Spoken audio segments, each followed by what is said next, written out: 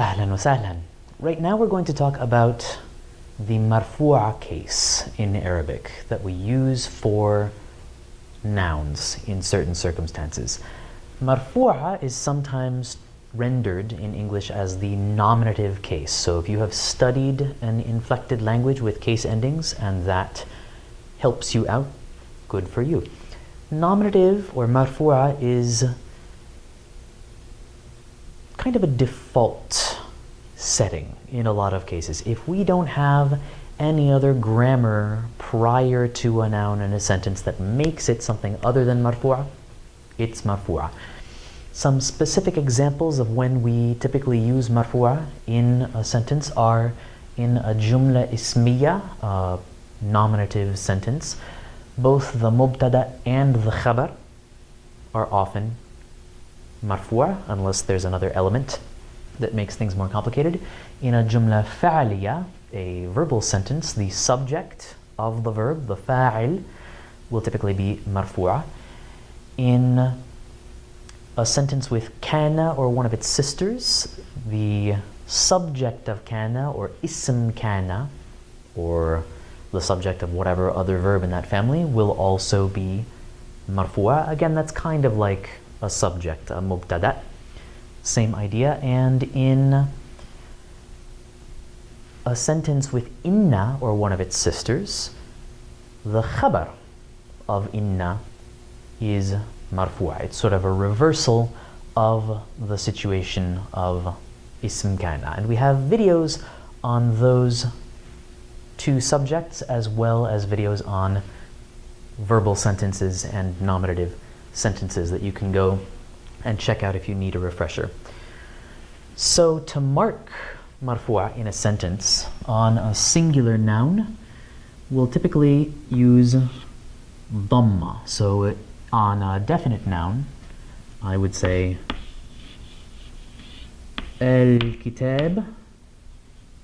I would add a dhamma there, so I would pronounce it al-kitabu. Or if I were referring to an indefinite book, it would take two dhammas, which sometimes people write as kind of one amalgamated squiggle. Kitabun. Or kitabun. Sometimes computer fonts will only give you one or the other of these visual options, but there's absolutely no difference between them. They both represent tanween, that addition of a noon sound. So we get un at the end. If we are manipulating a plural that takes regular endings, we're going to use waw noon at the end. Like if we were talking about a single employee, we would say muwazzaf. And then if we were talking about multiple employees and the word in the sentence was marfu'a, we would say muwazzafun, as opposed to muwazzafin, the ending that we would use for mansub and majroor, are other options. So let's look at some examples. If we want to say, to start with a very simple sentence, he is a good student.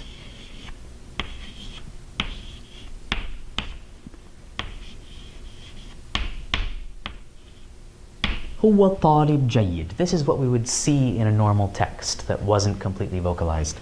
But if we wanted to vocalize the entire thing, huwa would be our mubtada, and typically pronouns like that don't take any case endings. So huwa would stay the way it is, but he is a good student. Talib jayyid, it's indefinite, so both the noun and the adjective are going to take tanween. Huwa talibun jayyidun is how we would read all of those words, completely vocalized. Or if we wanted to say the employees came to the party, we could say it this way.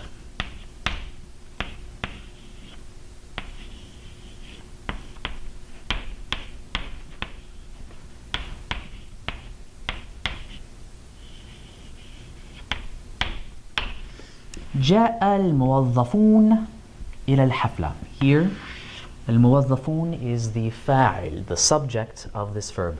Because the verb comes first, we conjugate it in the singular as though it were for huwa and not hum.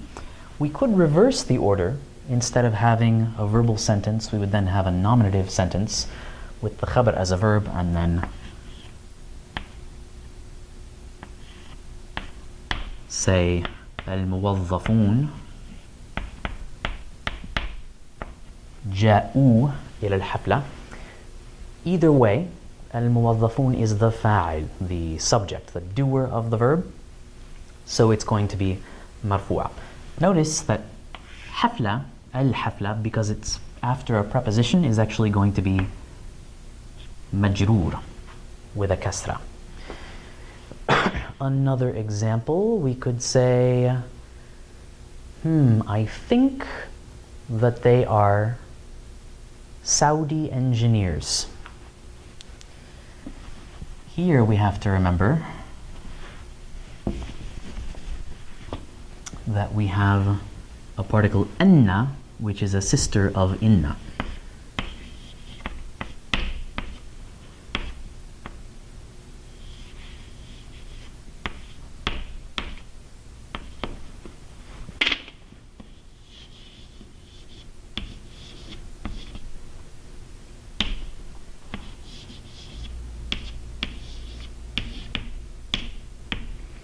أظن أنهم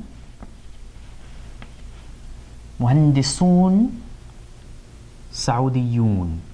Here, because this phrase, this noun and adjective, are the khabar of anna, they are marfu'a. This would be the ism anna. And because it's an attached pronoun, again, it's not going to take any sort of case endings. أظن أنهم مهندسون سعوديون. Or, I just dropped my chalk, so you might say, the professor is not excellent based on his chalk handling skills. So you could say,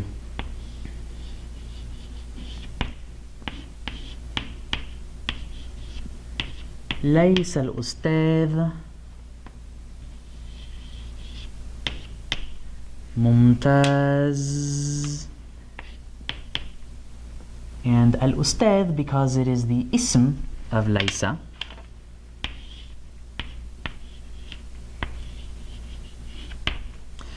would be marfu'a. ليس الأستاذ ممتازا. This would be the khabar of laysa, so it would have to be mansoob. We would need a different ending there. You can go check out the video on mansoob if you want to see more about those examples.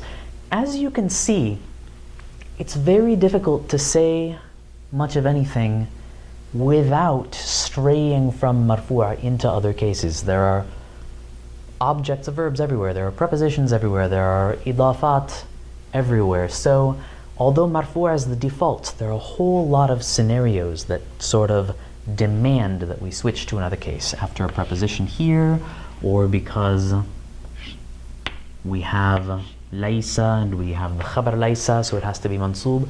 So while the marfu'a can be kind of a beginning point, always keep your eyes open for the other two case endings that you might need, because in reality you're going to see them most of the time, even though marfu'a is kind of your starting point.